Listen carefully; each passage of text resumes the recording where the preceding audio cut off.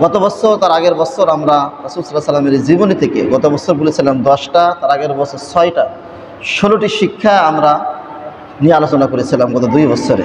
এই বছরে রাসূল সাল্লাল্লাহু আলাইহি সাল্লামের শান, মান, মর্যাদা, রাসূল সাল্লাল্লাহু আলাইহি সাল্লাম কীভাবে আপনার দিনকে প্রচার করেছে, প্রচার করতে যে কত ত্যাগ স্বীকার করেছে, কষ্ট স্বীকার হয়েছে, তিনি কীভাবে স্যাক্রিফাইস করেছে, এই বিষয়গুলো উপস্থাপনা করেছি।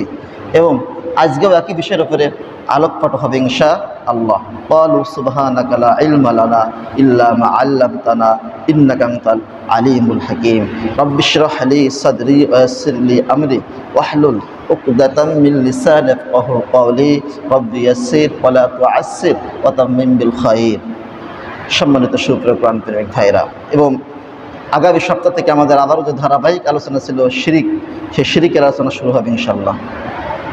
সম্মানিত সুপ্রিয় কোরআন প্রেমিক ভাইরা, আমরা জানি যে রাসূল করিম সাল্লাল্লাহু আলাইহি সাল্লাম নবুয়ত প্রাপ্ত হওয়ার পরে তিনি গোপনে 3 বছর দাওয়াতি কাজ করার পরে যখন প্রকাশ্য দাওয়াতি কাজ শুরু করলেন, তার উপরে কীভাবে জুলুম নির্যাতন শুরু হলো আমরা এই আলোচনা গত জুম্মায় শুনেছিলাম। যে রাসূল সাল্লাল্লাহু আলাইহি সাল্লাম সাফা পর্বতে তিনি যখন প্রকাশ্য দাওয়াত দিলেন, তার মাথা ফাটাই দিলেন। কি ফাটাই দিলেন? মাথা মুবারক ফাটাই দিলেন। এবং তার 2 মেয়েকে তালাক দিয়ে দিলেন, উতবা আর উতাইবা, আবু লাহাবের 2 সন্তান, আবু লাহাবের নির্দেশক্রমে। এবং তারপরও তিনি দাওয়াতি কাজ বন্ধ করেন নাই, তারপরও তিনি প্রকাশ্য দাওয়াতি কাজ করে যাচ্ছে। তারপর তাকে পাগল, জাদুকার, কবি বিভিন্নভাবে তাকে আপনার অপবাদ দেওয়া শুরু করলো, অপমান করা শুরু করলো, লাঞ্ছিত করা, বঞ্চিত করা শুরু করলো।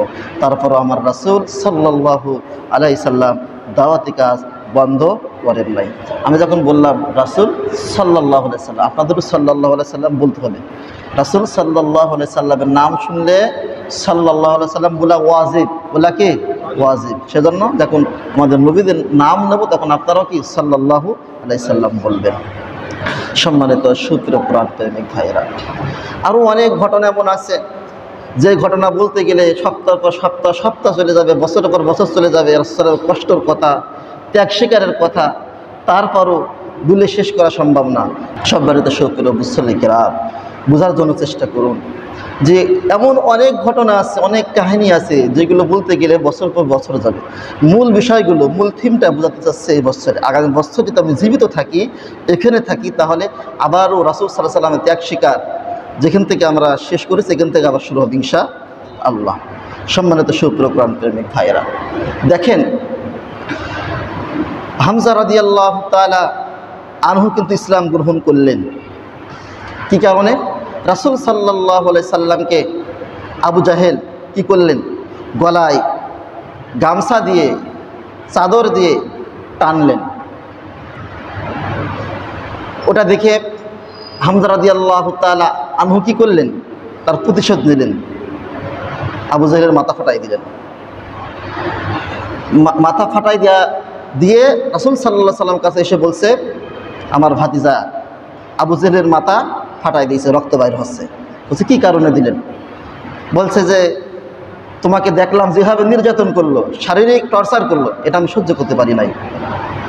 সম্মানিত সুপ্রিয় কোরআন প্রেমিক ভাইরা, আমার রাসূল বললেন, আমার চাচা প্রতিশোধে আমি বিশ্বাসী নই, আপনি যেটা করেছেন এটার আমি খুশি নই, আমাকে খুশি করতে পারেন নাই।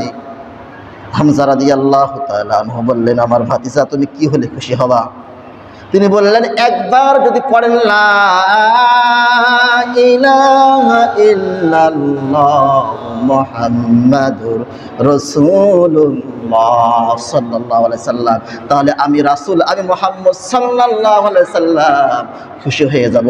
হামজা রাদিয়াল্লাহু তাআলা আনহু আর দেরি করলেন না, সাথে সাথে কালিমা গ্রহণ করলেন, লা ইলাহা ইল্লাল্লাহ মুহাম্মাদুর রাসূলুল্লাহ। হামজা রাদিয়াল্লাহু তাআলা আনহু ইসলাম গ্রহণ করে ফেললেন। এভাবে আপনার ওমর রাদিয়াল্লাহু তাআলা আনহু ইসলাম গ্রহণ করলেন। যখন ওমর রাদিয়াল্লাহু তাআলা আনহু ইসলাম গ্রহণ করলেন, হামজা রাদিয়াল্লাহু তাআলা আনহু ইসলাম গ্রহণ করলেন, কাফের মুশরিকদের কিন্তু মাথায় আপনার কি পড়ছে? মাথা ব্যথা হয়ে গিয়েছে যে একে একে সবাই তো ইসলাম গ্রহণ করে ফেলবে, একে একে সকলে তো ইসলাম গ্রহণ করে ফেলবে। হামজা রাদিয়াল্লাহু তাআলা আনহু আবু জাহেলের কাছে যায় বলল, আবু জাহেল শুধুমাত্র মাথা ফাটাই নাই, আমি ইসলাম গ্রহণ করেছি, লা ইলাহা ইল্লাল্লাহু মুহাম্মাদুর রাসূলুল্লাহ ভাতিজার সামনে পড়েছি, তোমার সামনেও পড়লাম, এখন ঠেকাও, এখন ঠেকাও, ভাতিজাকে মারতে যাও, দেখি কেমন পারো। ওমর রাদিয়াল্লাহু তাআলা আনহু ইসলাম গ্রহণ করার পরে সবার আগে তিনি প্রকাশ্যভাবে স্লোগান দিলেন, নারায়ে তাকবীর, আল্লাহু আকবার। কাবা চত্বরে বললেন, আমি ইসলাম গ্রহণ করেছি, কে আসবা আসো, বাপের এই বেটা কে আসো, আমার সামনে আসো। আর আবু জাহেলকে সরাসরি বললেন, আমি ইসলাম গ্রহণ করেছি, ঠেকা বেটা কেমন পারো দেখি। এরা আবু জাহেল, আবু লাহাব, উতবা, শাইবা যারা আপনার কাফের ছিল, ওদের মাথা আরো কি গরম হয়ে গেল। একদিন আপনার কাবা চত্বরে রাসূল সাল্লাল্লাহু আলাইহি সাল্লাম বসে আছেন। উকবা বিন মুইত যায় রাসূল সাল্লাল্লাহু আলাইহি সাল্লামের গলায় আপনার চাদর দিয়ে টানা হাসরা করতেছে। এই মুহূর্তে আবু বকর সিদ্দিক রাদিয়াল্লাহু তাআলা আনহু যায় ঠেকালেন। আর আবু বকর সিদ্দিক রাদিয়াল্লাহু তাআলা আনহু বললেন, রাজুলান আইয়াকতুল রাব্বি আল্লাহ, এই ব্যক্তিকে তোমরা এই জন্যই অত্যাচার করতেছো, এই জন্য হত্যা করার জন্য ষড়যন্ত্র করতেছো, যে ব্যক্তি রব্বি আল্লাহ বলেছেন, আমার রবকে, আমার আল্লাহকে রব বলে স্বীকার করেছে, এই জন্যই কি আমার রাসূলকে তোমরা হত্যা করার ষড়যন্ত্র করতেছো, লাঞ্ছনা করার ষড়যন্ত্র করতেছো, মারার ষড়যন্ত্র করতেছো। কিন্তু শোনো শোনো শোনো, আমি আবু বকর সিদ্দিক রাদিয়াল্লাহু তাআলা আনহু জীবিত থাকা পর্যন্ত আমার রাসূলকে আমি টর্চার করতে দেব না। সুবহানাল্লাহ। এই হচ্ছে ভালোবাসা, এ হচ্ছে ভালোবাসার নমুনা, এ হচ্ছে কি ইশকের নমুনা। অনেক ঘটনা আছে, সে ঘটনা বলতে গেলে কি আমি মূল বিষয়টা আমি তুলে ধরতে পারবো না। যে এক ওমর রাদিয়াল্লাহু তাআলা ঘটনা বলতে গেলে কি আমার টাইম চলে যাবে, কিন্তু এতটুকু বললাম, প্রকাশ্য কি তিনি বললেন ইসলাম গ্রহণ করেছি। তখন আবু বকর যখন এইভাবে বললেন, ওমর যখন বললেন, হামজা যখন বললেন, আবু জাহেলের মাথা আর কাজ করছে না। এখন তো সমস্যা হয়ে গেল, সব ওর পক্ষে চলে যাচ্ছে, প্রকাশ্যে ঘোষণা দিচ্ছে, এখন তো এদেরকে বাধা প্রদান করতে হবে। এখন বৈঠক ডাকলেন, বৈঠকে সিদ্ধান্ত হলো যে এই মোহাম্মদকে জীবিত রাখবো না, কি রাখবো না, ওকে হত্যা করবো।